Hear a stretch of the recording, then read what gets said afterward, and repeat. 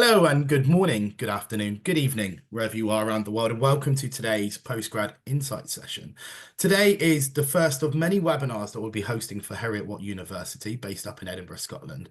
And today will be about becoming an actuary. Now, there might be many of you that, for the first time, are hearing that name and want to find out more information. There might be many of you that have explored further about becoming an actuary and just finding out that Heriot-Watt offer that. So today's session is a live session. It will be recording. It will go on YouTube. It will go on postgrad.com. So if you have any further questions, please email webinar@postgradsolutions.com. If you're on Zoom today, you can watch live, you can engage, you can ask questions, you can use the chat facility. Please use the Q&A or chat facility at the bottom, and we will get round to your question, hopefully during the presentation, if not during the Q&A at the end. For now, I'd like to hand you over to Jane Gormley. She's going to take you through to the next 45 minutes, and I'll be back for the Q&A at the end. Over to you, Jane. Lovely. Thanks very much, Gareth, for kicking things off. And yeah, thanks everyone for coming to join us today. Good morning, good afternoon, good evening, depending on where you're all joining from, and for joining our webinar on becoming an actuary. So just to briefly introduce myself and give you some background on me. My name is Jane Gormley. I'm a lecturer here at Heriot-Watt University, but I'm also a qualified actuary. So I used to work as an actuary in the world of finance, and specifically I used to work for a consulting firm called PwC. And I worked on the actuarial services team, or the risk modelling services team as it's called now. And I did lots of different jobs inside of PwC, all of it involving some sort of mathematical problem solving, quite a lot of using Excel spreadsheets to solve problems, and a little bit of programming here and there to solve problems. And both insurance companies and banks were our clients when I worked in PwC. And we worked with them to help them find the right solutions to some problems that they would have had. So for example, if an insurance company was launching a new product, we helped them with the calculations and tools that they needed to decide on a right price to charge their customers for that new product. Or, for example, if an insurer wanted to buy another insurance company, we would help both of those, the buyer and the seller, to decide on a price to be agreed for that. After PwC then, I joined a company called Score, which was a reinsurance company. And essentially that is insurance for insurance companies. And during my time working at Score, I had lots of different roles, but my most recent one before I left the industry was that I worked in a senior actuarial manager role. And during that time, I managed the calculations and the reporting of the profit, the assets, the liabilities for a large part of Score's life insurance business every quarter. So a lot of that involved managing teams of newly or nearly qualified actuaries to produce those calculations and results. And then I worked with senior people in the company, like the CEO and like the CFO, to communicate those numbers to them and to make sure that they understood those numbers so that they could make the right decisions for the company. And I really enjoyed working my working in industry and my time working in industry. There was great variety. No 2 days were the same. It was challenging work, but really rewarding work. And I met lots of really interesting people during my time working there. Then I left and I became a lecturer here at Heriot-Watt, where I do try to bring some of that industry experience into the classroom. And you'll get to experience that if you do take the life insurance course that I'm teaching on some of our programs. I'm also the program director for some of our actuarial MSc programs, which I'll go through today. So what are we going to talk about today? Today, we're going to have a chat about becoming an actuary, what an actuary is, why you might like to become one, and also how you can become one, which you can do through two different routes. You can either work and become one that way, or you can go to university and become one that way. And both of those involve passing exams. It's really just a case of where you choose to do them. And that choice is totally up to you and it's specific to you. And what I want to do with this webinar is make you think about that choice, make you think about whether this career is something that you'd be interested in and how you might want to do that. And then we'll be joined by two of our current students, Krish and Gani, who we'll meet a little bit later. And they've kindly offered to tell you a little bit about their experience studying on our actuarial management programs this year. And so, as Gareth said, if you have any questions as we go along, please type them into the Q&A section and we'll get to them a little bit later on. And we're delighted as well to be joined by Sarah, who's on our admissions team. And she'll be on hand to support with any questions you might have on the application process. For example, if it comes to visas or English language requirements or anything like that, Sarah has kindly joined us too. Okay, so maybe let's kick off with the question that I probably most commonly get asked as an actuary, and that is, what are actuaries? And maybe a very simple way of thinking about what an actuary is thinking of them a little bit like a financial fortune teller, in that they try to predict the future. And instead of, I suppose, using a crystal ball like you might be used to from a traditional fortune teller, actuaries use maths and statistics to predict the future. So we know there is a lot of uncertainty about what's going to happen in the future. And essentially, actuaries try to make better sense of that, and try to make better sense of the uncertainty by trying to figure out things like, what's the probability of certain things happening in the future? What's the financial impact if those things do happen in the future? And is there anything that we can do to potentially reduce the financial impact if those things do happen in the future? And in particular, there's a lot of uncertainty in the world of finance and a lot of money on the line if things go wrong or don't go as expected in the future. So that is why actuaries can be hugely helpful to finance companies, and work in the area of finance, because they can help those companies understand their business better and plan for the future better. So I've written there, actuaries work in the world of insurance, in pensions, in finance and banking, investment banking, for governments and for regulators. So in terms of insurance, which is probably the most common areas that actuaries work in, really the crux of insurance is that if something bad happens to you, the insurer compensates you. So for instance, if I drop my phone, I break it, I need to go buy a new phone. But maybe I don't like that risk. I don't want to be exposed to the chance of that happening. So what I can do is I can buy insurance on my phone so that if I do drop my phone and break it, either the insurance company gets me a new phone or they give me money so that I can buy a new phone. And there are lots of different types of risks like this that people want protection from. And there are lots of insurance companies offering protection against these risks. And actuaries are experts in working out the prices that people should pay for these types of things.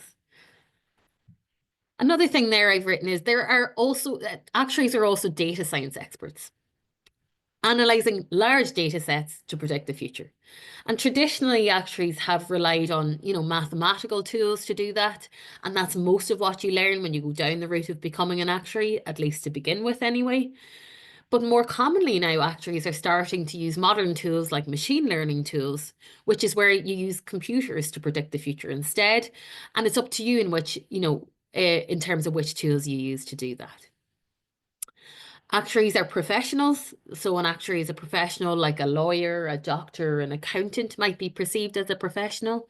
So these are people who are expected to, provide a certain role in society that we expect to operate within certain minimum standards. So for instance, you'd expect a doctor that's, cutting you open and doing surgery on you to be good at their job so that they can remove the correct things and sew you up again and make sure you're alive the next day. And in the same way, we would expect an actuary to be good at their calculations and do those calculations accurately and well so that the correct numbers are produced at the end of the day and the correct decisions are made. We also say that experts in risk. And really, sometimes can be a little bit difficult to understand what we mean by experts in risk. So in the next slide, I have an example here to help us understand the way that actuaries think about risk. So we've got kind of a slightly silly picture here on the right of this mouse who has some cheese on a mouse trap and is wearing a crash helmet. So what is this supposed to illustrate? It's supposed to show how actuaries think. So they're going to think about, in this situation, what's the bad thing that could happen? What's the good thing that could happen? So the good thing is that the mouse gets the cheese and the trap doesn't snap. The bad thing is that the mouse tries to get the cheese, the trap snaps, and it kills the mouse. And the actuary is going to think about, well, what's the probability of the mouse successfully getting the cheese and running off with it and eating it? Or what's the probability of the trap snapping and killing the mouse?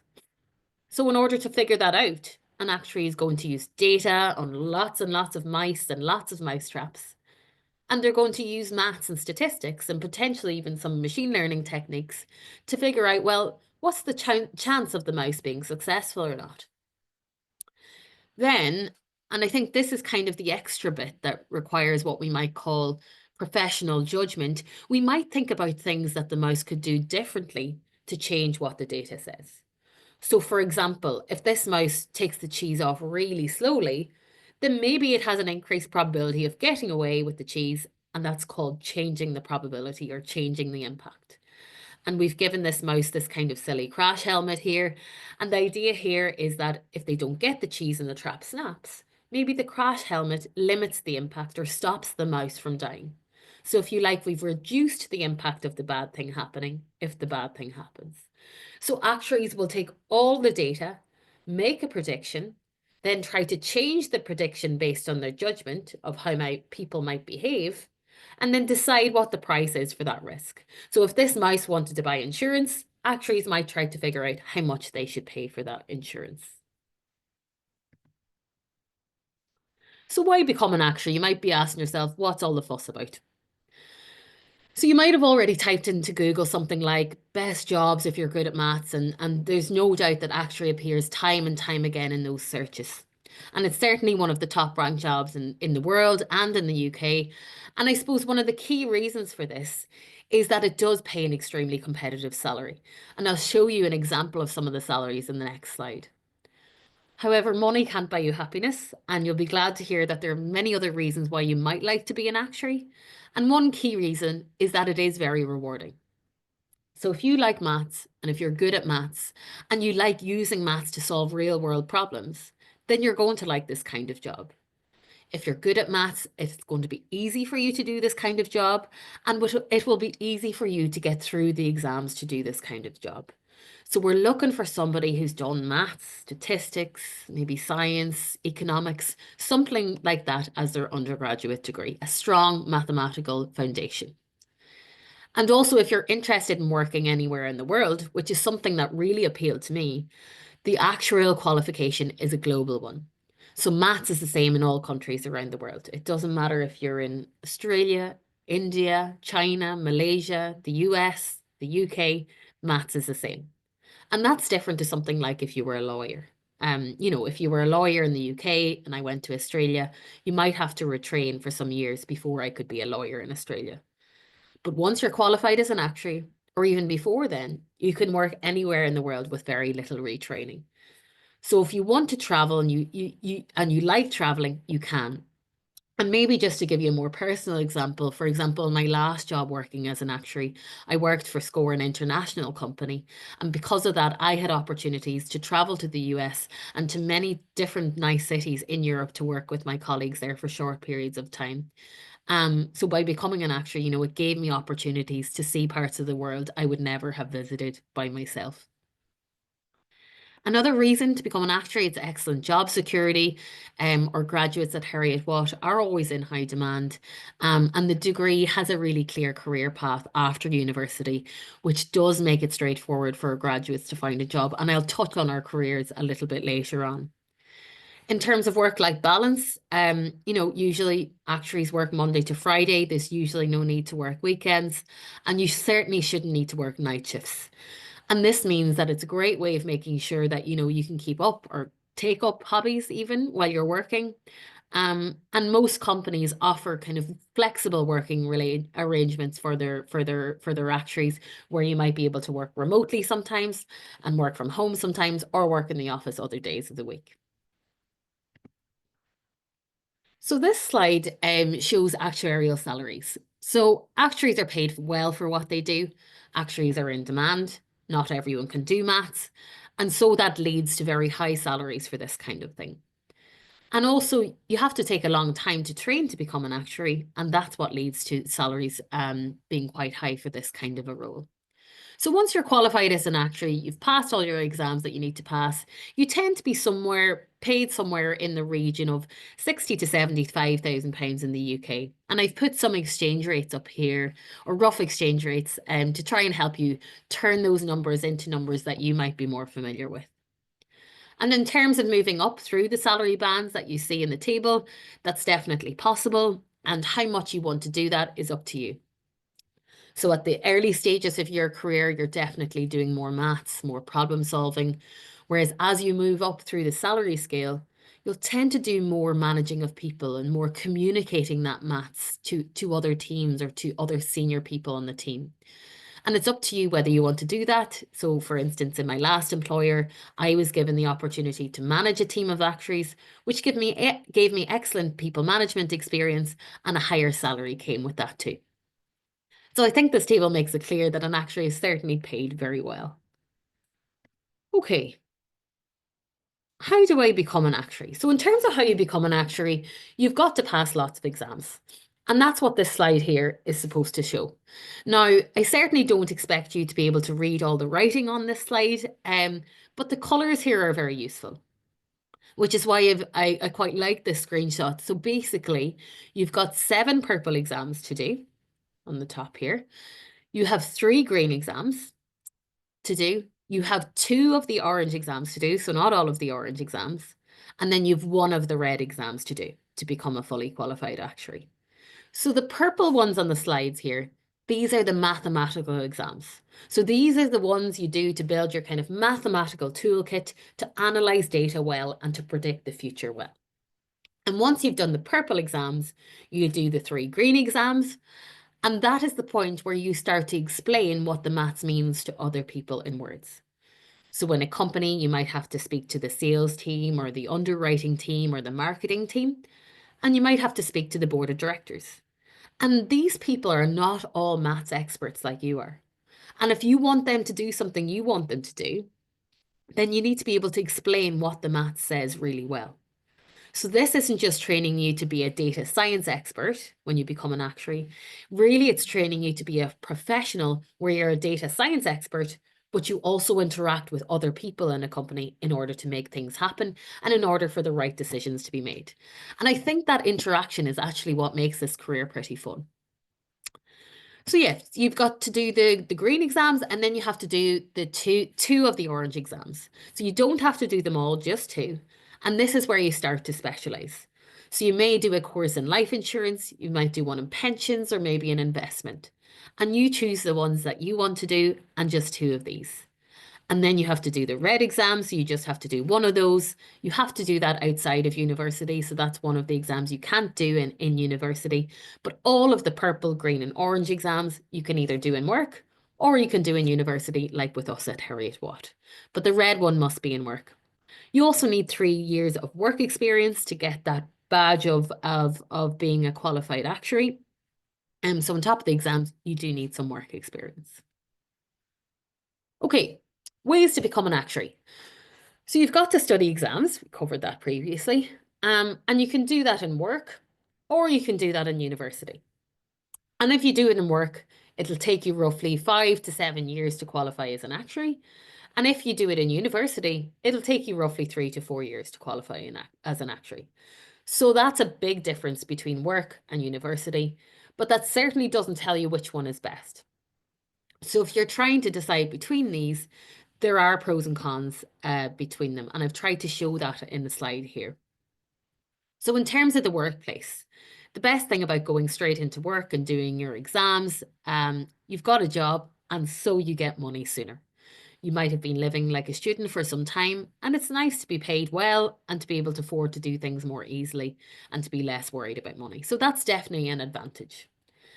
A downside is that when you're doing the exams, you have to study for them alone or online or in the evenings, maybe even at weekends.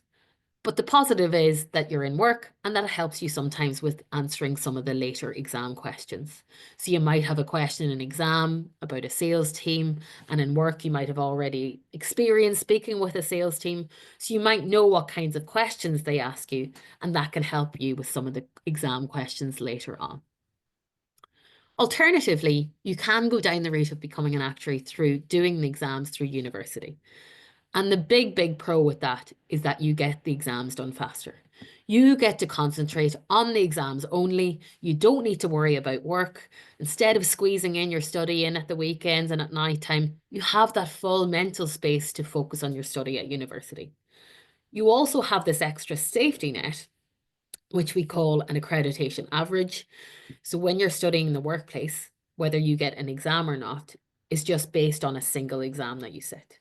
So if you fail an exam, you have to resit it. But through university, we have this thing called an accreditation average for universities that are accredited. So not all universities are accredited, and that is not always obvious from the website whether they are accredited or not. But the nice thing about an accredited university is that you are protected by the accreditation average.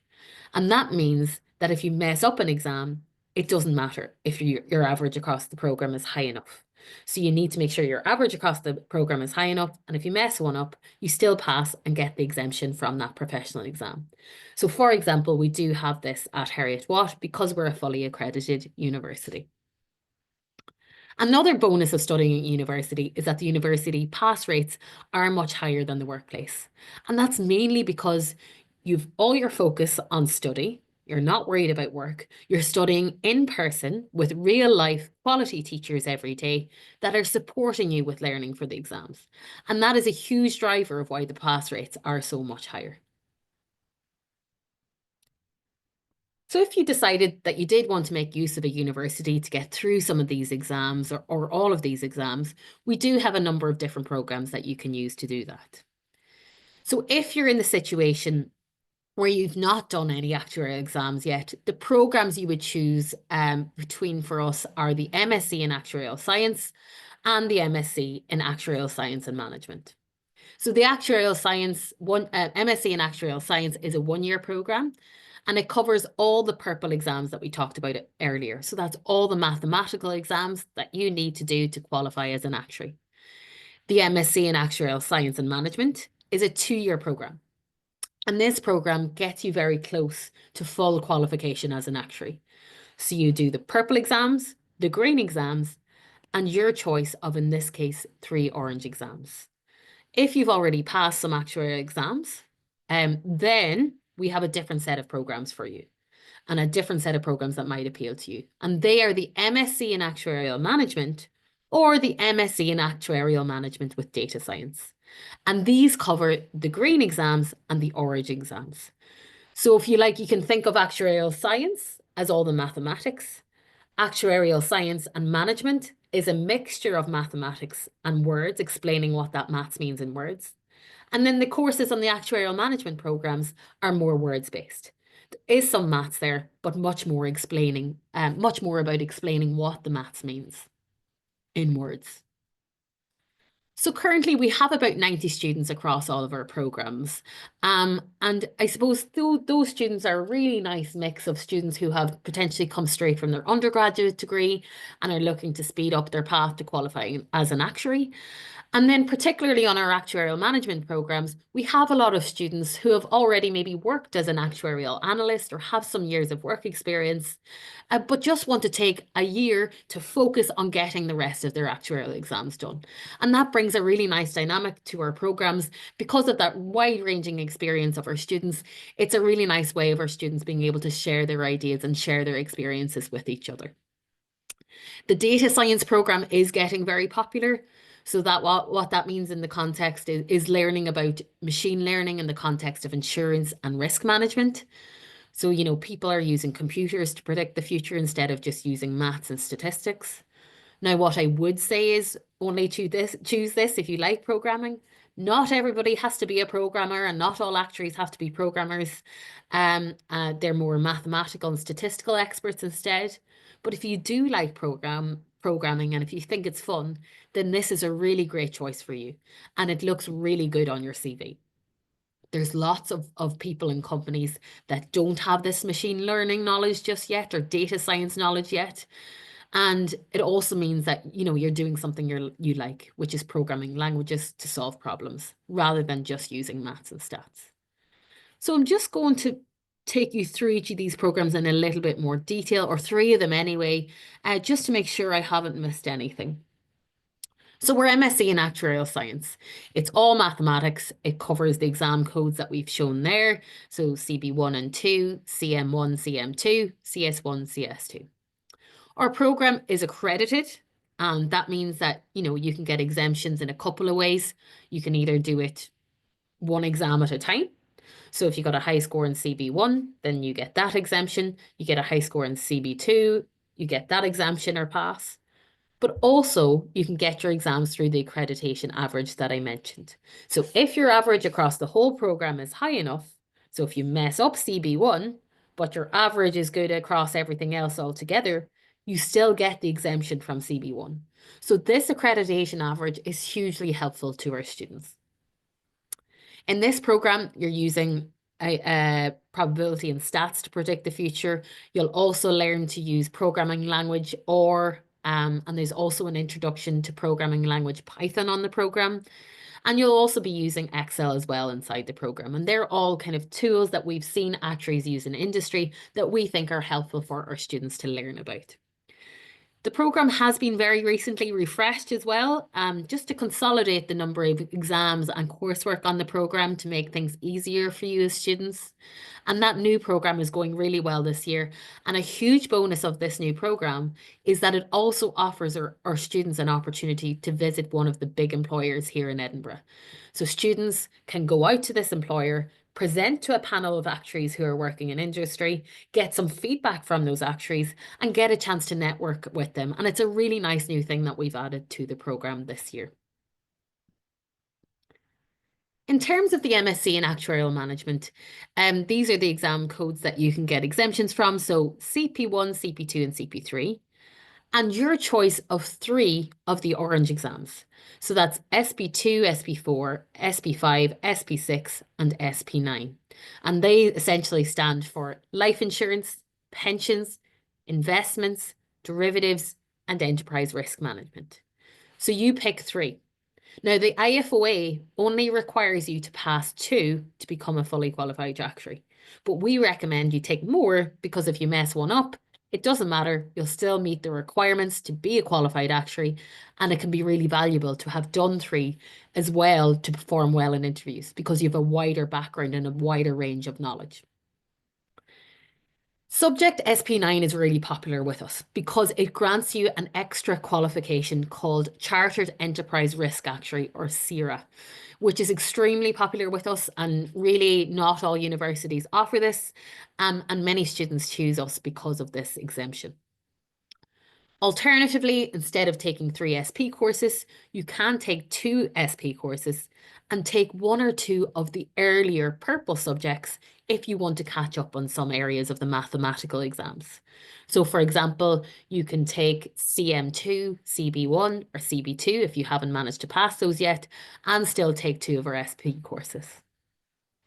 It is a fully accredited program, just like the actuarial science degree. So it gives you the average accreditation, average protection. This program is really designed to get you ready for work in business. You already are a mathematical expert when you're starting this program already, and you need to be able to perform well and explain that maths in a business environment. And we really do focus on that in this program. The MSc in Actuarial Management with Data Science is similar, but it doesn't require 3 orange SP courses. Instead, you take 2 SP courses and then you take courses in machine learning, which is becoming increasingly popular, as I mentioned before, and will be more useful in the future. So I recommend you choose this if you enjoy programming. And really the whole idea behind the program is to create new pathways for actuaries and give students the opportunity to learn about data science and machine learning, which you'll hear a lot of people say is the future for actuaries. So if this is of interest to you, I do highly encourage you to do this program. In the summer then, regardless of which MSc you've chosen to do, after the main courses, you'll work on 2 5-week case studies. So you have a choice of at least 4 case studies to work on. And you can think of these as kind of a big assignment or big coursework pieces where you'll write a report. And the report length is similar to what you might do in a business setting when you're proposing ideas to directors. And you'll practice this twice, which will help you perform well in your first job and perform well quickly in your first job and impress your manager. So most students will choose the case study approach, but about 5 to 10 students every year will choose something called an industry project. So this is where we've gone out to industry, to companies, asked them if they're willing to have a student in to do a project for them. And if so, tell us what project they're willing to offer. So we get all of these companies, and then we tell you in February. So at the end of this month, we'll be telling our current students, and we'll tell you what's on offer, and you decide if you want to apply for any of them. And if you do apply, the company will interview you, and if they like you, they'll offer you a place on the project. And this is great because you're working with a real company. It looks good on your CV, and the company might give you a nice reference at the end, but they might also offer you a job if they really like you. So this is quite a nice way to accelerate your way into the industry and to accelerate your way into getting a job here. However, it is one big project, and that means one big 30-page report. And you have to do well in that in order to get your MSc. So whether the two case studies here are safer, you can do one case study less well, but better in the other and still get your MSc. And that's part of the reason why a lot of students will choose the case study over the industry project. But if you want to take the risk and it's attractive to you, the option of the industry project is there for you. So I'm conscious I've done quite a lot of talking at this point, and I think it's definitely time we heard from someone else for a while. So we're absolutely delighted that two of our students on the actuarial management program have come along today to talk to you about their experience of studying on our program. So I'm absolutely delighted to welcome Krish Mehta and Gani Haruva to today's webinar to speak to you about their experience of studying on our program so far this year, and potentially give you some guidance or advice to those of you who might be starting on your journey to becoming an actuary, or starting your journey with studying with us here in September. So without further ado, I will hand over to Gani first, who's going to talk about her experience first briefly. Hi, Gani. Hey everyone, I'm Gormley. I'm on the MSc Actuarial Management program. I recently just completed my bachelor's in actuarial science, and I decided to come straight from my undergraduate to do a master's because I wanted to fast track my exemptions, and I thought it would just be more manageable to achieve this whilst studying full-time at university rather than balancing between full-time work and studying. I chose to come to Edinburgh specifically because I absolutely fell in love with the city. I think it's just one of the best cities in the UK. It has a really nice town feel, so it doesn't feel particularly overwhelming, which I think is quite nice if you're moving quite far away from home. In terms of my experiences so far, and the aspects I've really enjoyed from the program, I really like how there's a massive emphasis on helping us get our exam exemptions. I feel like there's a massive amount of support and access to resources, and we just have brilliant lecturers, which I think has just put me in a great position for getting my exemptions.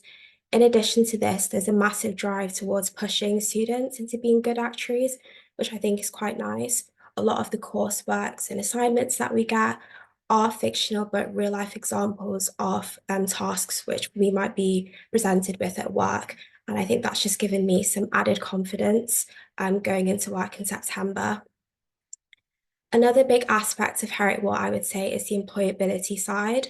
I think when I was joining, I saw a stat saying Heriot-Watt is second in the UK for postgraduate employability. And I think after studying here for 6 months, I can completely understand why.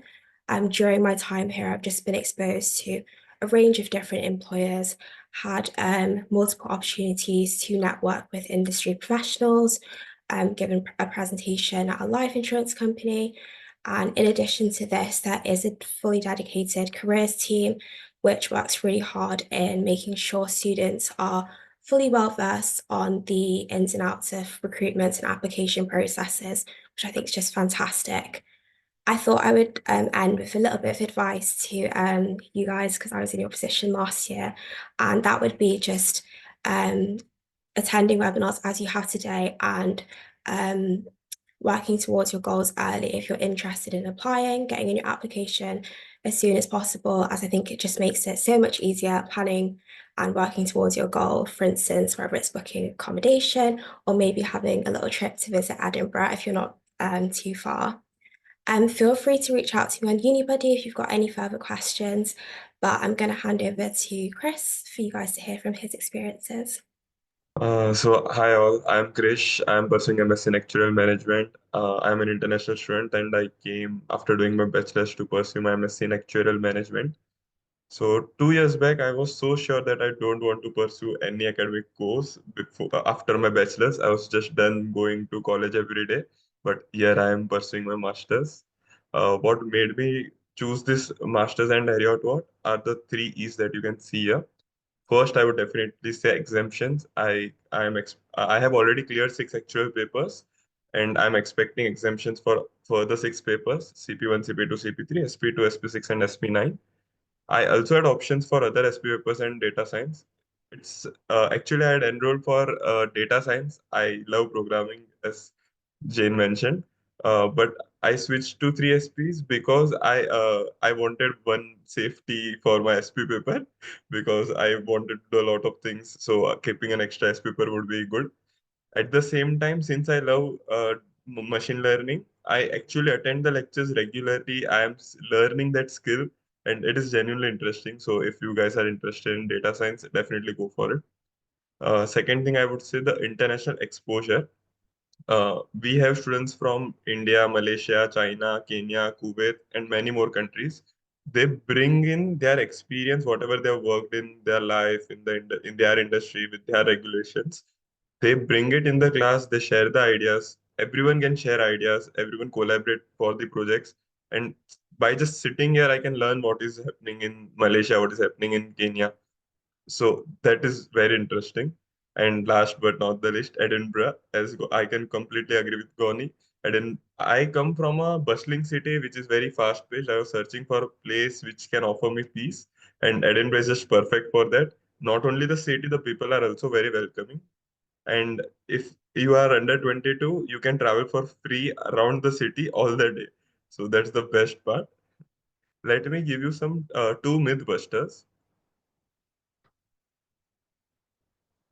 Uh, can you? Yeah.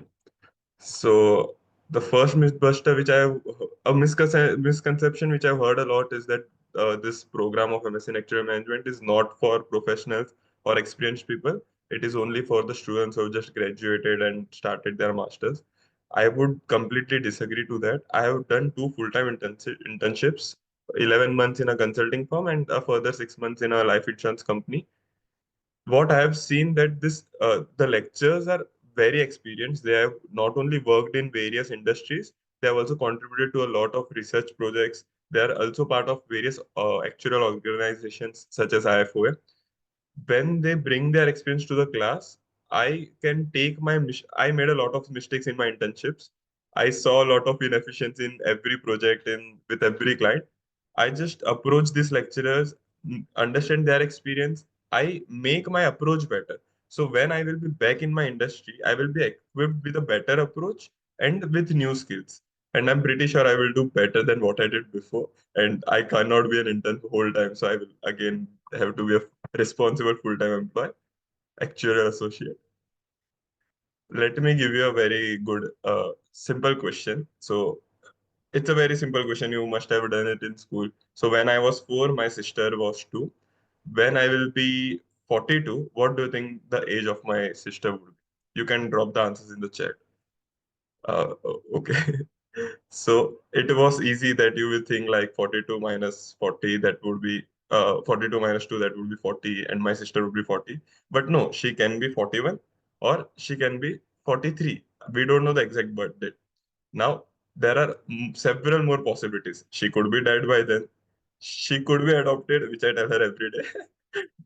And I do not have an actual sister. It can be that I have another sister, but I don't know about her. It can also be that she travels in space in the future and then she will age slower and she will potentially be younger than 41.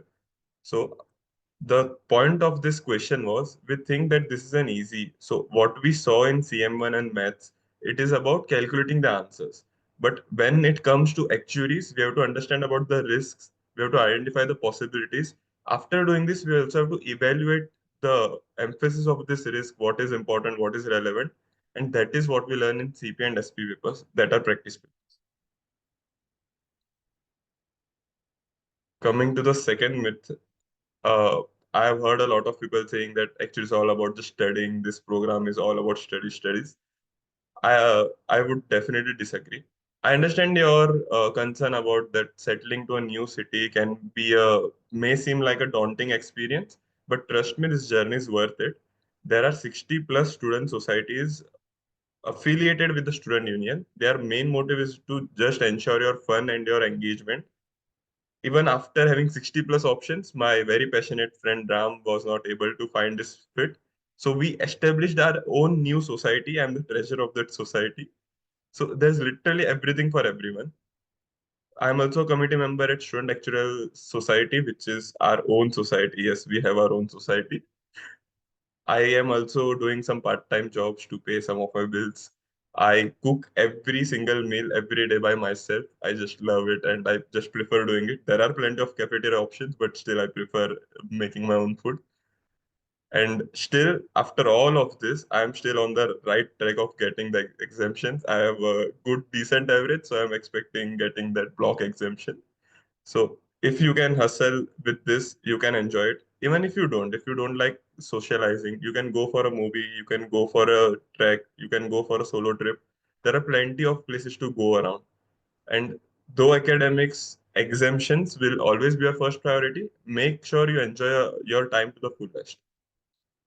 Last but not the least, there are a lot of student services just for you all. May it be your physical health or mental health, they have got you covered. You can go to the Student Wellbeing Center, Disability Services, Visa Officer, Finance team.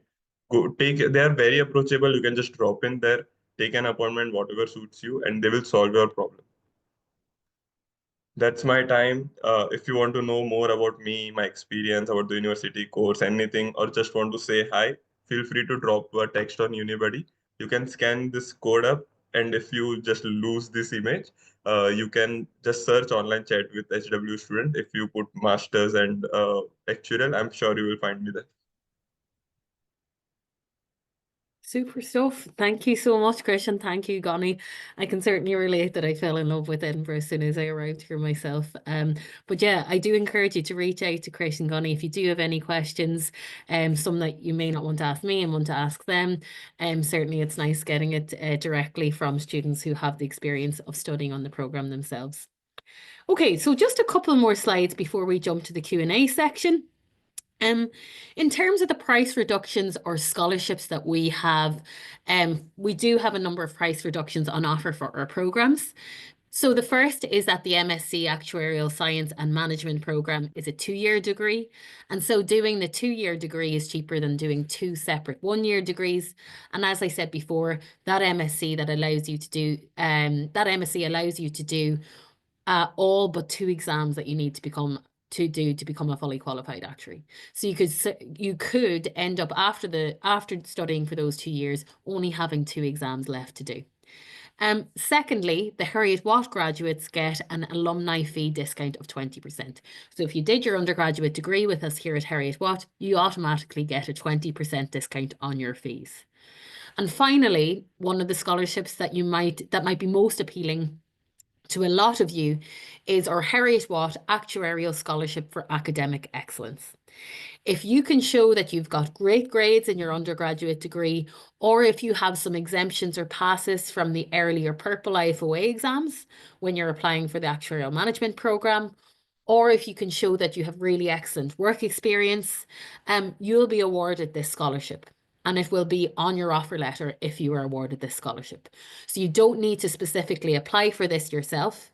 We decide if you are eligible for this scholarship when we're reviewing your application when it comes in. And that offers a 20% discount on fees as well. Teaching and lectures are in person, as Christian Gani said. The only exception is a semester 2 course in subject to SP5, one of our investment courses where we get someone from industry to teach you, and they teach online in the 2nd semester. The tutorials for that course are still fully in person. You have 4 hours of contact time each week, which includes tutorials, which is certainly more than most universities have, especially with the later actuarial subjects. Some universities will teach them in 1 semester, but we teach a lot of our important courses in 2 semesters with 4 hours of contact time each week. So this means you essentially get double the teaching, which helps boost our pass rates. We have a fully accredited program, again, provides you the safety net of the average, which is really valuable. If you're looking at other universities, as I said, just make sure this average exists. Exams are in person, closed book. They last about 2 hours, and most courses have coursework or assignments, which contribute about 20% of your final mark. Something we're very proud of here at Heriot-Watt is that our university, Heriot-Watt, is a centre of actuarial excellence. That is a designation that's given by the Society of Actuaries in North America. So we were the first in Europe to receive this designation, so the first university in Europe, and we're one of only 2 now in Europe that have this designation. So essentially what they do is they look at our research and teaching quality, and they also speak to our students to find out what the students think of what they're experiencing. And if you succeed and you're doing well in all of these areas, they award you this badge. So it's really nice for us to have an external third party that says you're good at your job and we expect to maintain this badge for many years and into the future. So it's something we're very proud of here at Heriot-Watt, and it's also a reassurance for yourselves that you're studying at a top-tier university for actuarial science here in Europe. In terms of your career, we're very focused on preparing you for work, as Gani said, so it's easy for you to get the right job, and we also want you to perform well in that job as soon as possible and as soon as you get it. So being able to do this is really just part of what you learn with the way in which we teach across all your courses. The summer case studies allow you to practice the kind of long form writing. We have a career service that can help you with your next steps when you leave us at Heriot-Watt. So they can sit down with you, you can practice an interview with them, you can go through your CV with them, they can help you with your application forms. And on top of that, once you have been with us, you can use our career service forever after that. And so once you've graduated, you can keep using it and it's always there for you. We were the first university in the UK to offer an actuarial program, and I suppose as a result of that, we do know what we're doing and what it takes to get you ready for work. So basically, we train our students to perform well in business, and that means that businesses like Heriot-Watt graduates, and that means businesses want Heriot-Watt graduates. So we've been doing this for quite a while. We've been round this cycle for many years, which helps us prepare you for work. These are just a couple of screenshots of what the website might look like for a career service. So there's lots of different ways in which you can interact with them. You can book an appointment face-to-face and or online with them.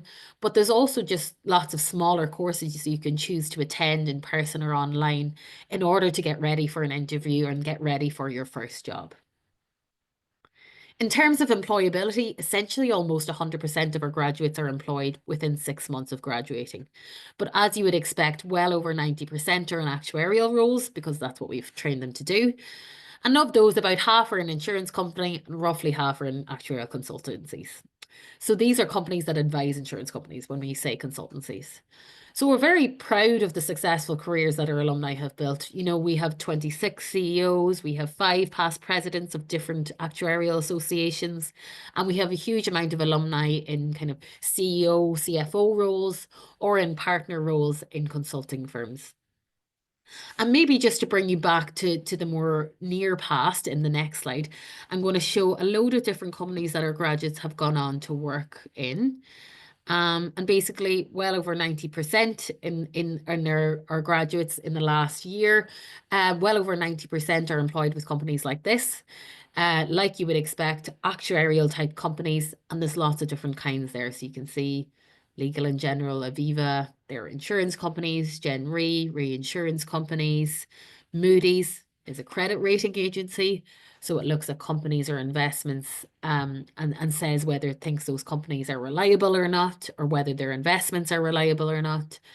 We've got the Bank of England, they are a regulator, and Aberdeen, which is an investment company.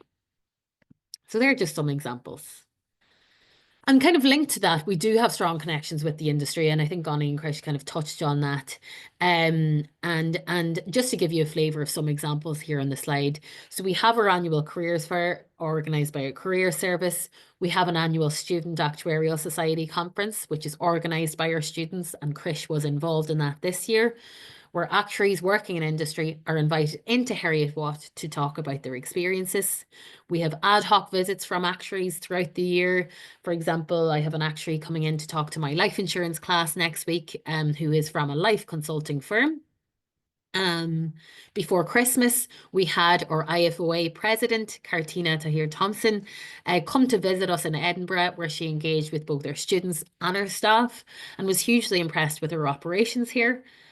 And if you take the subject CN2 or CS2, you do have the opportunity to do an employer visit, as I said, where you can do a presentation for a panel of actuaries from this employer. And finally, as I said, in Heriot-Watt, you really are taught by experts, and you're taught by a nice mix of qualified actuaries who bring their experience of working as an actuary into the classroom, show you what you need to learn and why you need to learn the maths in university. And you're also taught by very well respected and internationally renowned researchers in the field of actuarial science as well. So lastly, and I think Edinburgh and Ngani and Krish touched on this a little bit already. I wanted to share a little bit about our campus. It's just outside of Edinburgh in a really peaceful green setting. The building in this picture in the top left is called the Grid Building, one of our newer buildings on campus. Lots of glass, plenty of natural light. The photo beside that, you can see our trees and our loch on campus, which I suppose gives you a sense of how much green space surrounds you.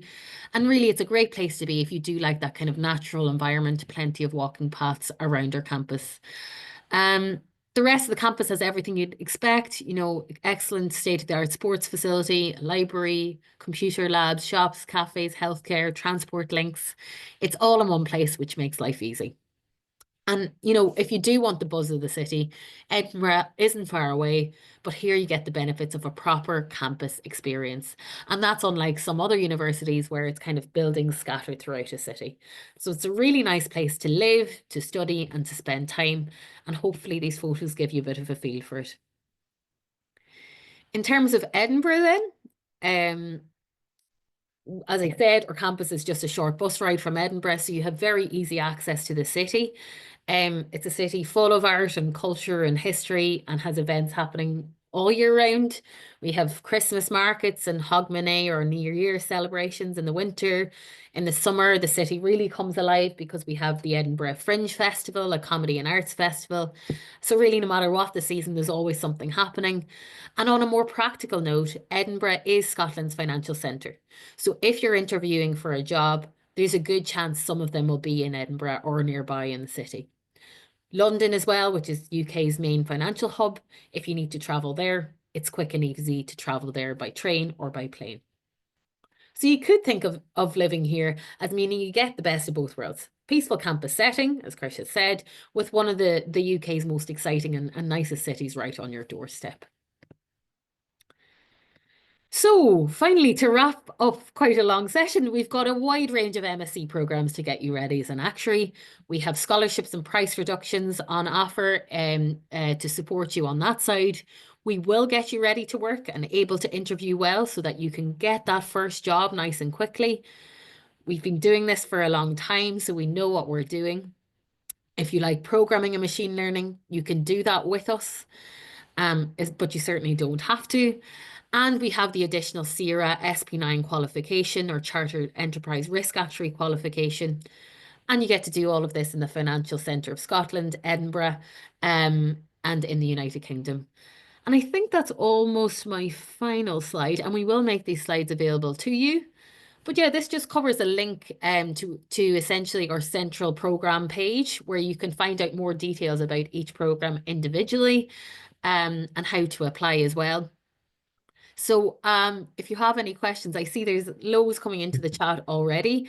Type them in if you haven't already, and we'll start to go through them shortly when I figure out how to transfer my screen. Thank you, Jane. I'll let you take a breather just for 2 minutes because I appreciate you've done a lot of talking there. And I'm just conscious that we don't want you to burn out totally. So I'm just going to invite Sarah on if that's okay. I've just spoken to Sarah.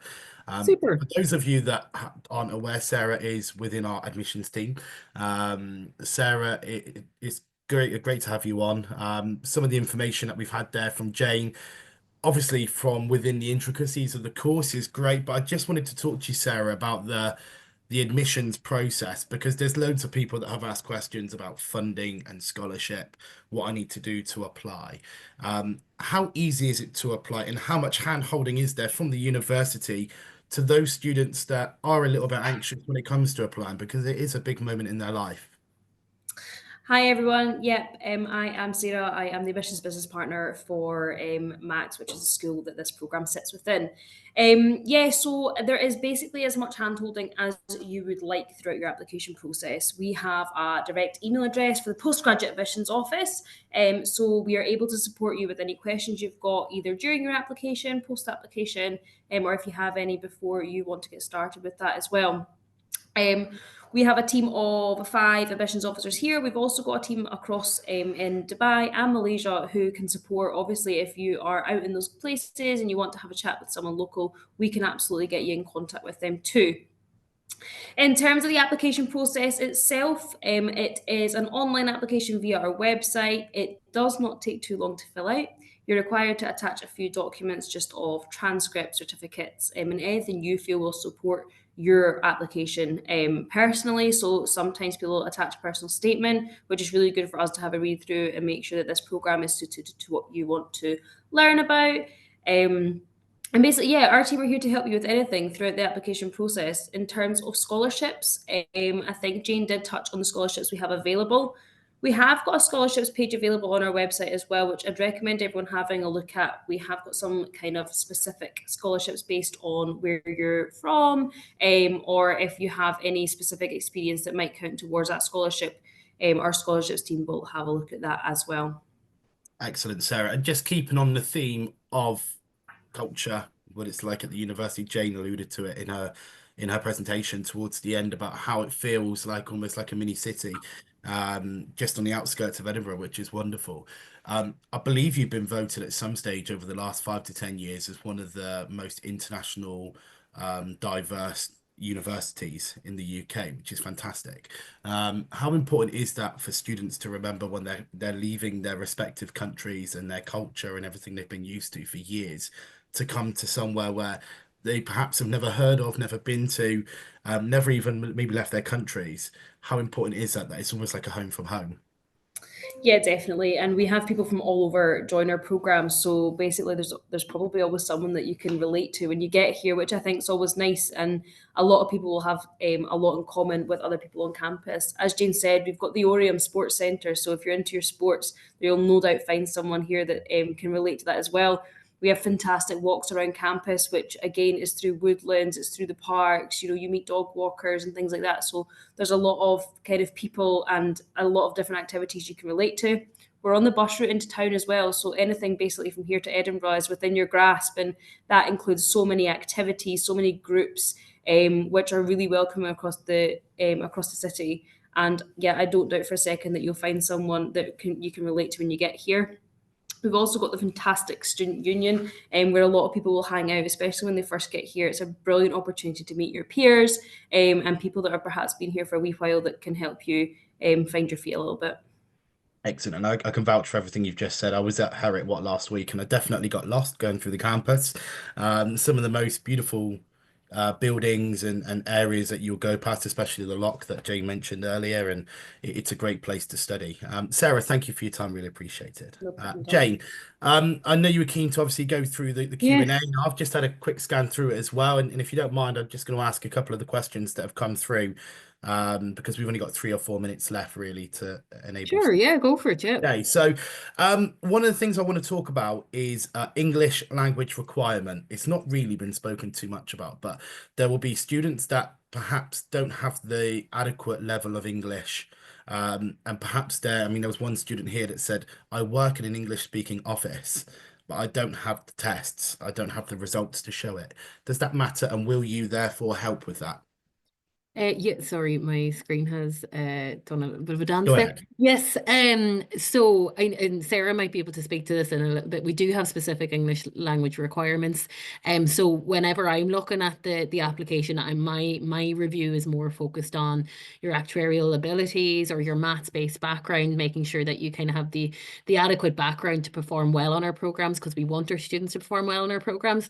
Then we pass on to Sarah and her team in terms of checking the exact English language requirements. So Sarah, do you want to talk a little bit about that piece? Yeah, sure. So English language is obviously something that we cover as part of our offer making process. So if you have a kind of an IELTS or a TOEFL test that you've taken before, attach that when you apply, and we can have a look at that and assess that against the criteria that we have set. Um, the English criteria is based on a few different factors. So it can be based on your schooling, it can be based on your post-school education, or it can be based on a specific English language test that we have benchmarked. The English language page on our website is really dedicated to each country, so you can have a look and it will tell you your country specific information as well. So I would really recommend having a look there. If not, you can drop an email to the postgrad admissions with a little bit of information about where you're from and what tests or qualifications you already have. We'll be able to drop that in as part of the assessment on your application, and any conditions that we require you still to meet for English will be added to your offer letter. Yeah, thanks, Sarah. And really, I suppose my advice would be to apply, and then we'll figure out the kind of English language requirements. And we can look at those specifics for you each individually then. So if you're not clear on the website, maybe just send in your application. You can send an email as well to admissions, and then we'll work with you in terms of what your English language requirements are as well. I'm just conscious there's quite a lot of questions on some students who have a lot of the previous SOA exams. Yeah. So that's the exams with the Student or Society of Actuaries in North America, and whether we accept them as part of the admissions process. The answer is yes. So if you have covered a lot of the earlier SOA exams that are equivalent to the earlier IFOA exams, then the actuarial management or actuarial management with data science programs would be most suitable for you. So I recommend applying for those programs. And if you don't have enough SOA exams, we can make you an alternative offer then for the actuarial science program. But more than likely, if you have done a lot of the earlier SOA exams, you will be more suited to the actuarial management programs, whether it's actuarial management or actuarial management with data science. Jay, just something I want to talk about as well is the class. Someone's asked about the class sizes, but I want to elaborate further on that. Sure. One of the biggest changes in postgraduate education in particular is the emergence of more mature students. I think there's been an increase of something like 7% in the last 3 or 4 years of the amount of students that are, let's say, 30 plus actually studying a course now with whatever it might be. It might be within business, actuary, architecture we've got coming up later. How has that affected the class size? And ultimately, how does that allow flexibility within the course? Because ultimately, they will come with different types of circumstances. They might have families, they might have certain different things, part-time jobs. Do you accommodate for that? Sure, yeah, absolutely. So for example, so class sizes on our actuarial management program, for example, we have about 60 students on that program across management and management with data science. The students on that program have kind of a wide range of ages and experience, and really, as you said, we've really noticed kind of the age of our students is certainly increasing that has come onto those programs. So they may have worked for kind of 6 or 7 years first and then come back and kind of tried to finish off the rest of their exams. So I think that's a huge benefit to us on the programs, because it means that, for example, some students in my class have come and presented to the rest of the class and shared their experience, their work experience with other students on the program. So it means kind of the younger students who are just coming out of their undergraduate degree are getting that knowledge from our older students, but also our older students are getting a chance to present and kind of use those skills to help them get a job going down in the future. In terms of accommodating for their other responsibilities and other things outside of life, certainly, there's support services available for that. And obviously they're very busy programs and challenging programs, and they're full-time kind of programs for a reason. Yes, absolutely. We have services to help our students in that space, and we're used to that as well at Heriot-Watt. Excellent. And just to finish on a really important note as well, Gomi mentioned earlier, and I believe you've mentioned it a few times as well, about employability and how important that is. You mentioned a few companies, you come from PwC yourself, but you mentioned that there were a few companies within Scotland that you can go and work for potentially within 6 months. I think you said to me 90+% of Yeah, people yeah. are within employment, which is fantastic. How important is that? And especially given the title, well, I think it's the second most employability university in the UK, which is fantastic. How will that affect a student's thinking when they're looking at where to apply for and where to study for an actuary? So employability is hugely important to us. As I said, it's kind of ingrained within the programs and the way that we structure our programs. So it's not just about sending you to the career service every time you have a question about getting a job and trying to get employed. So we try to get you ready for work and talk about the skills and the knowledge that you need for those kind of technical type interviews when it comes to getting a job. So for example, you know, some of the actuarial type roles will require you to have some existing knowledge of regulations that apply to insurance companies like Solvency II and IFRS 17 that some people might be familiar with if they started on their path to becoming an actuary. And we teach those on our programs so that you're already equipped with that background knowledge to talk about that in an interview setting. And I don't think that's something you get in every university, but because we have so many actuaries with the industry experience, I think that is where, you know, you'll get that benefit and get that kind of pre-existing knowledge before you go out and apply for jobs. Um, Sorry, I think there was one other question I wanted to answer Brilliant. around the accreditation average. Some people had questions around what the accreditation average is because I know that's different for different universities. So for our actuarial management programs, the accreditation average is 60%. So you need to get an average of 60% across your programs, and you need to get a minimum of 50% across all your courses. To get that accreditation average. And then for actuarial science programs, it's 65%. So 60% for actuarial management and 65% for actuarial science. I know that's something a lot of students focus on.